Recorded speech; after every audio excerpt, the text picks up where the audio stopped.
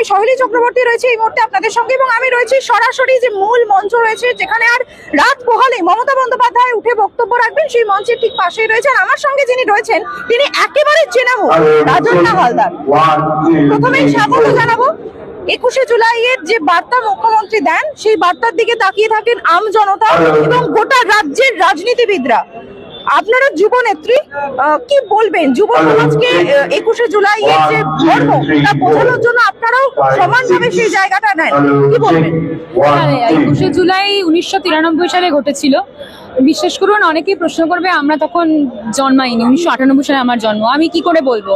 কিন্তু আমি এইটুকু বলতে পারি যে হারমাদদের যে বর্বরোচিত আচরণ, সেটা আমরা সম্প্রতি দেখতে পেয়েছি যাদবপুর বিশ্ববিদ্যালয়ের স্বপ্নদ্বীপকে যেভাবে ধাক্কা মেরে ঠেলে ফেলে দেওয়া হয় মৃত্যুর মুখে।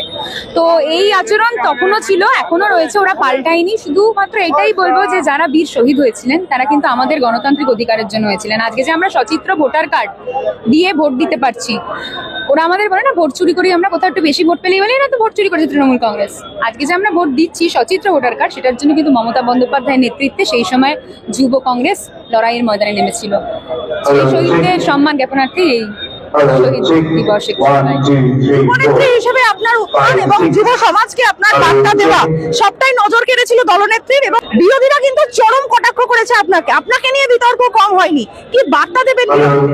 कुछ तो लोग कहेंगे, लोगों का काम है कहना, छोड़ो बेकार के बातों में बीत ना जाइए रहना। এবং এখন বলা হয় যে রাজনীতির ক্ষেত্রে যুব সমাজ বিমুখ হয়ে যাচ্ছে, তারা রাজনীতি থেকে আসছে না। বিশেষত বিরোধীরা বলছে তৃণমূল কংগ্রেসকে তারা এড়িয়ে চলছে, আপনি কি বলবেন? ভুল ভাবে, এটা ভুল রকম ভাবে ইঙ্গিত দিয়ে দেখানো হচ্ছে, মোটেও সেটা নয়। তবে হ্যাঁ, আমি বলবো যে আগামী প্রজন্মকে আসল রাজনীতির ময়দানে শিক্ষিত সমাজ ময়দানের ব্যাটনটা ধরুক, সেটাই দরকার।